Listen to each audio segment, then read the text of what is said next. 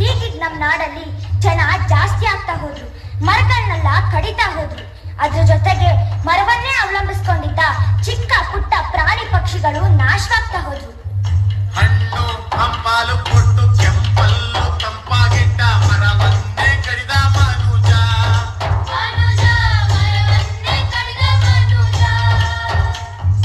ಜೀವಜಾಲ ತಾಲಿ ಒಂದೊಂದೇ ಕೊಂಡಿಯನು ಕಡಿದು ಕಿತ್ತೊಗೆದದ್ದು ನಿಜ.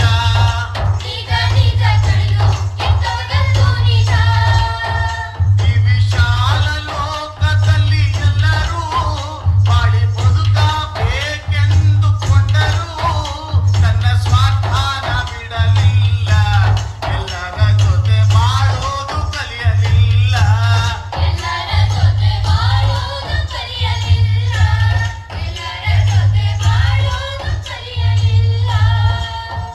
ಭೂಮಿ ಕೊರೆದು ನೀರನ್ನ ಹೊಲ ಗದ್ದೆಗಳಿಗೆ ಬೆಳೆಸಿದ್ರು. ಹೀಗೆ ಅವನ್ ಬದುಕ್ಲಿಕ್ ಬೇಕಾದ ಎಲ್ಲ ಅಗತ್ಯಗಳನ್ನು ಈ ಪ್ರಕೃತಿಯಿಂದ ಪಡ್ಕೊಳ್ಳೋವರೆಗೂ ಮನುಷ್ಯನ ಎಲ್ಲಾ ಪ್ರಯತ್ನ ಒಳ್ಳೇದೇ ಇತ್ತು. ಆದ್ರೆ ದೊಡ್ಡ ದೊಡ್ಡ ಕಟ್ಟಡಗಳು, ವಿಶಾಲದ ಕಾರ್ಖಾನೆಗಳು, ಹೀಗೆ ಅವನ ಆಸೆ ಜಾಸ್ತಿ ಆಯ್ತು. ಹಸಿರು ಹಾರಿಸುರು ಸೇರೋಯ್ತು, ಬಸಿರು ಭೂಮಿ ಬಂಜೆಯಾಗೋಯ್ತು, ಕೋಗಿಲೆ ಕಂಠ ಕಮರೋಯ್ತು, ಗುಪ್ಪಿಗೋಳಾಡೈತೆ, ಗುಪ್ಪಿಗೋಳಾಡೈತೆ. ಪುಟ್ಟುವಿಗೆ ಗುಬ್ಬಿಯ ಪರಿಸರದ ಪಾಠ ಚೆನ್ನಾಗಿ ನಡೀತು. ಪುಟ್ಟು ಹೀಗೆ ದಿನ ಶಾಲೆಯಿಂದ ಬಂದ ಕೂಡ್ಲೆ ಹೋಗಿ ತನ್ನ ರೂಮಿನ ಬಾಗಿಲು ಹಾಕೊಳ್ತಿದ್ದನ್ನ ಗಮನಿಸಿದ ಪುಟ್ಟುವಿನ ಅಪ್ಪ ಹೇಳ್ದ. ಏನ್ ಹೇಳ್ದ? ಏ ಪುಟ್ಟು, ಏನೋ ಅದು ಒಬ್ನೇ ಕೂತ್ಕೊಂಡು ಏನೇನೋ ಮಾತಾಡ್ತಿರ್ತೀಯ ರೂಮಲ್ಲಿ? ಅಪ್ಪ ಅದು ಅದು ನಮ್ ಸ್ಕೂಲಲ್ಲಿ ಎಸ್ಸೆ ಕಾಂಪಿಟೇಷನ್ ಇದೆ, ಅದಕ್ಕೆ ಸ್ಟಡಿ ಮಾಡ್ತಿದ್ನಪ್ಪ. ಹೌದೇನೋ ಚಿನ್ನ, ಸರಿ ಓದ್ಕೋ.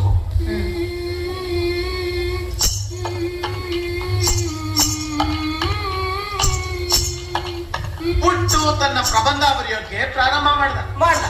ಪುಟ್ಟನ ಮನಸ್ಸು ಗುಬ್ಬಿ ದಿಸೆಯಿಂದ ಪರಿಸರ ಅಧ್ಯಯನದಲ್ಲಿ ಆಳವಾಗಿಳಿತು. ಒಮ್ಮೆ ಪುಟ್ಟು ಸಪ್ಪು ಕೂತಿದ್ದ. ಯಾಕೋ ಪುಟ್ಟು ಅಷ್ಟು ಸಪ್ಪಗಿದ್ಯಾ? ನಮ್ಮ ಅಪ್ಪಂಗೆ ಪ್ಲಾಸ್ಟಿಕ್ ಬ್ಯಾಗನ್ ಬಳಸ್ಬೇಡ, ಬಟ್ಟೆ ಬ್ಯಾಗನ್ ಬಳಸು ಅಂದಿದ್ದಕ್ಕೆ ನಂಗೆ ಬೈದ್ಬಿಟ್ರು. ಅಷ್ಟೇ ತಾನೇ, ಹೋಗ್ಲಿ ಬಿಡು, ಅವ್ರಿಗೆ ಮುಂದೆ ಗೊತ್ತಾಗತ್ತೆ ಪ್ಲಾಸ್ಟಿಕ್ ಬಳಸೋದ್ರಿಂದ ಏನ್ ಅಪಾಯ ಅಂತ.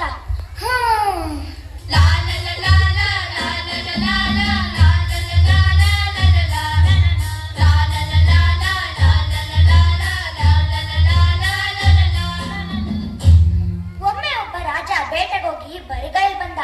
ಆಗ ಒಂದು ಚಿಕ್ಕ ಹುಡುಗ ನಮ್ ರಾಜನ್ ಕೈಲಿ ಒಂದ್ ಗುಬ್ಬಚ್ಚಿನೂ ಹಿಡಿಯಕ್ ಸಾಧ್ಯ ಇಲ್ಲ ಅನ್ಬಿಟ್ನಂತೆ. ಈ ಮಾತಿಗೆ ಸಿಟ್ಟಾದ ರಾಜ ಗುಬ್ಬಚ್ಚಿನೆಲ್ಲ ಸಾಯಿಸ್ಬಿಡ್ಬೇಕು ಅಂತ ಡಂಗೂರ ಸಾರಿಸ್ದ.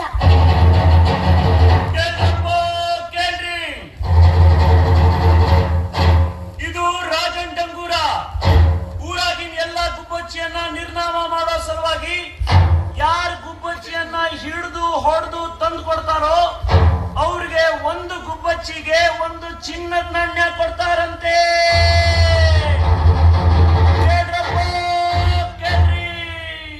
ಜನರು ಚಿನ್ನದ ನಾಣ್ಯ ಕಾಸೆ ಬಿದ್ದು ಊರಿನ ಮೂಲೆ ಮೂಲೆನು ಶೋಧಿಸಿ ರೆಂಬೆ ಕೊಂಬೆಗಳನ್ನೆಲ್ಲ ಮುರಿದು ಬೆಂಕಿ ಹಚ್ಚಿ ಒಟ್ನಲ್ಲಿ ಎಲ್ಲ ಗುಬ್ಬಚ್ಚಿನೂ ಕೊಂದ್ರು. ಎಷ್ಟೋ ದಿನಗಳ ಮೇಲೆ ಹೊಲ ಗದ್ದೆಗಳಲ್ಲಿ ಬೆಳೆಗಳೆಲ್ಲ ಬೆಳೆದು ಕುಯ್ಲಿಕ್ ಬಂತು. ಆದ್ರೆ ಪೈರುಗಳಿಗೆಲ್ಲ ಹುಳ ಬಿತ್ತು. ಅದೇ ಗುಬ್ಬಚ್ಚಿಗಳೆಲ್ಲ ಬದುಕಿದಾಗ ಆ ಹುಳುಗಳನ್ನೆಲ್ಲ ತಿಂದು ಬೆಳೆಗಳು ನಾಶವಾಗೋದನ್ನ ತಪ್ಪಿಸ್ತಿತ್ತು. ಈಗ ಗುಬ್ಬಚ್ಚಿ ಇಲ್ದದಕ್ಕೆ ರಾಜನ್ ಸಮೇತ ಹಳ್ಳಿ ಜನ ಎಲ್ಲ ತಲೆ ಮೇಲೆ ಕೈ ಹೊತ್ಕೊಂಡ್ ಕುಂತರು. ಪುಟ್ಟು ಕೊನೆಗೂ ಒಂದು ಸುದೀರ್ಘ ಪ್ರಬಂಧವನ್ನ ಬರ್ದ.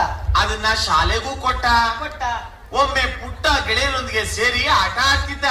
ಆಗ ಅಚ್ಚಚ್ಚೋ ಬೆಲಗಚ್ಚೋ, ಅಲ್ಲಿ ನೋಡು ಇಲ್ಲಿ ನೋಡು, ಸಂಪಂಗಿ ಮರದಲ್ಲಿ ಗುಂಪು ನಾಡು. ಯಾವ ಗುಂಪು? ಕಾಗೆ ಗುಂಪು.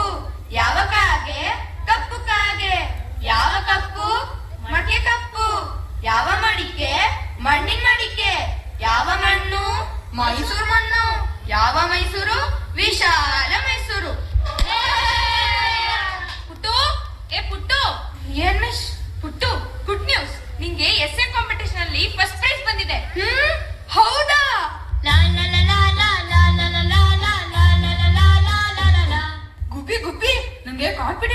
ಫಸ್ಟ್ ಪ್ರೈಸ್ ಬಂತು. ಹೌದಾ? ಲಾ ಲಾ ಲಾ ಲಾ ಲಾ ಲಾ ಲಾ ಲಾ ಲಾ ಲಾ ಲಾ ಲಾ ಲಾ ಲಾ ಲಾ ಲಾ ಲಾ. ಗುಬ್ಬಿ, ನಿಜ ಹೇಳ್ಬೇಕು ಅಂದ್ರೆ ಈ ಪ್ರಶಸ್ತಿಗೆ ನೀನೇ ಕಾರಣ. ನನ್ಗೆ ಎಷ್ಟೊಂದು ವಿಷಯ ತಿಳಿಸ್ದೆ ನೀನು. ನಾಳೆ ನಂಗೆ ಈ ಬಹುಮಾನ ಕೊಡ್ತಾರಂತೆ.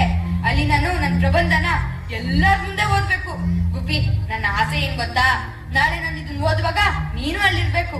ನಾಳೆ ಸಂಜೆ ಸರಿಯಾಗಿ 3 ಗಂಟೆಗೆ ನೀನ್ ಎಲ್ಲೇ ಇದ್ರು ನಮ್ ಶಾಲೆಗೆ ಬಂದ್ಬಿಡ್ಬೇಕು. ಬೇಡಪ್ಪ, ನಾಳೆ ನನ್ನಲ್ಲಿ ಬರೋದು, ನೀನ್ ನಿಮ್ ಸ್ನೇಹಿತರಿಗೆಲ್ಲ ನನ್ ಬಗ್ಗೆ ಹೇಳೋದು, ಆಮೇಲೆ ಅವ್ರು ಹಾಗೆ ಎಲ್ರಿಗೂ ಹೇಳೋದು, ಕೊನೆಗೆ ನನ್ನ ಮತ್ತೆ ಎಕ್ಸಿಬಿಷನ್ ಅಲ್ಲಿ ಕೂಡ ಹಾಕೋದು. ನಾನ್ ಬರಲ್ಲ. ಇಲ್ಲ ಗುಬ್ಬಿ, ನೀನ್ ಬರೋ ವಿಷಯ ಯಾರಿಗೂ ತಿಳಿಯಲ್ಲ. ನಿಜವಾಗ್ಲೂ? ನಿಜವಾಗ್ಲೂ ನಿನ್ ಮೇಲಾನೆ. ಈ ಬಹುಮಾನದಿಂದ ಪುಟ್ಟು ಅವರ ತಂದೆ ಸಿಹಿ ತಂದು ಎಲ್ರಿಗೂ ಹಂಚಿದ್ರು. ಕೊನೆಗೂ ಆ ಸಮಾರಂಭದ ದಿವಸ ಬಂದೇ ಬಿಡ್ತು. ಪುಟ್ಟು ವೇದಿಕೆ ಮೇಲೆ ಹೋಗಿ ತನ್ನ ಪ್ರಬಂಧವನ್ನ ಇನ್ನೇನು ಓದಬೇಕು. ಅವನ ಮನಸ್ಸೆಲ್ಲ ಗುಬ್ಬಿ ಮೇಲೇನೆ. ಗುಬ್ಬಿ ಯಾಕಿನ್ನೂ ಬಂದಿಲ್ಲ? ಛ, ನಮ್ಮ ಅಪ್ಪ ಅಮ್ಮನೂ ಇನ್ನೂ ಬಂದಿಲ್ಲ. ಏನಾಯ್ತು? ಹಾ, ಅಪ್ಪ ಅಮ್ಮ ಬಂದ್ರು. ಅಪ್ಪ, ಯಾಕಿಷ್ಟು ಲೇಟು? ನೀನ್ 2 ನಿಮಿಷ ತಡ ಆಗಿದ್ರೆ ನಾನು ನನ್ನ ರೀಡಿಂಗ್ ಶುರು ಮಾಡ್ಬಿಡ್ತಿದ್ದೆ, ಗೊತ್ತಾ? ಅಯ್ಯೋ, ಅದೊಂದ್ ದೊಡ್ಡ ಕತೆ. ನೀನ್ ನಿನ್ ರೂಮಿನ ಕಿಟಕಿನ ಸರಿಯಾಗಿ ಹಾಕೊಂಡು ಬಂದಿರ್ಲಿಲ್ಲ. ನಿನ್ ರೂಮ್ ಒಳಗೆ ಒಂದ್ ಗುಬ್ಬಿ ಸೇರ್ಕೊಂಡ್ ಬಿಟ್ಟಿತ್ತು. ಅದನ್ನು ಓಡ್ಸೋಕ್ ಹೋಗಿ ಅದು ಎಲ್ಲೆಲ್ಲೋ ಹಾರಿ ಕೊನೆಗೆ ಫ್ಯಾನ್ ಸಿಕ್ಕಾಕೊಂಡು ನೆಲಕ್ಕೆ ಕಪ್ಪಳಿಸಿ ಅದು ಸತ್ತೇ ಹೋಯ್ತು. ಅದನ್ನ ತೆಗೆದು ಆಚೆ ಹಾಕ ಬರೋ ಅಷ್ಟರಲ್ಲಿ ಇಷ್ಟೊತ್ತಾಯ್ತು. ಹಾ, ಗುಬ್ಬಿನ್ ಸಾಯಿಸ್ಬಿಟ್ರ?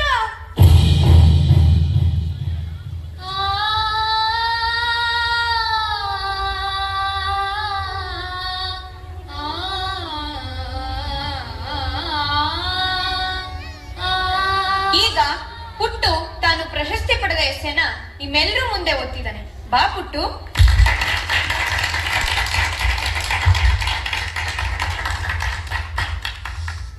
ಎಲ್ರಿಗೂ ನಮಸ್ಕಾರ.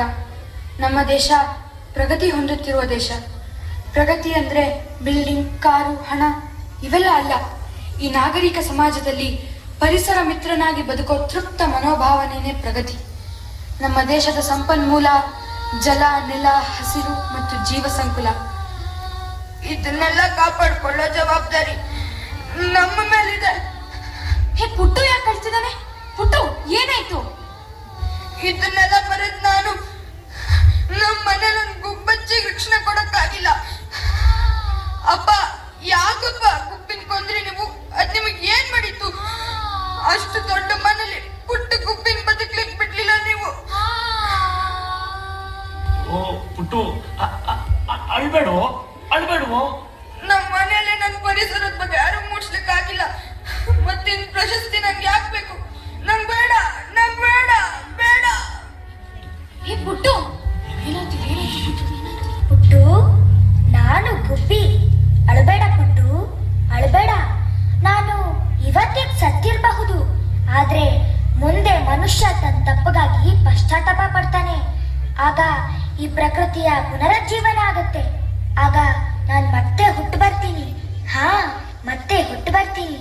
ಯಾರವ್ವ ನಮಗ, ನಮ್ಮವ್ವ ನೀನೇ ಬಳಗ, ಬಿಟ್ಟೋಗ ಬ್ಯಾಡ ಅಳುತ್ತಾವ ಎಲ್ಲ ಒಳಗ. ಇದು ಪುಟ್ಟುನ ಕಥೆ. ಗುಬ್ಬಿ ಮೇಲೆ ಮನುಷ್ಯನ ನಾಗರಿಕತೆಯ ಬ್ರಹ್ಮಾಸ್ತ್ರ.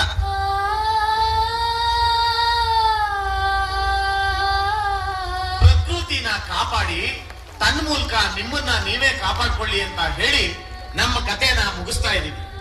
ನಮ್ಮ ಸಂದೇಶ ನೆನಪಿರ್ಲಿ ಮಕ್ಕಳೇ. ನಮ್ಮ ನಮಸ್ಕಾರ ನಿಮಗೆ.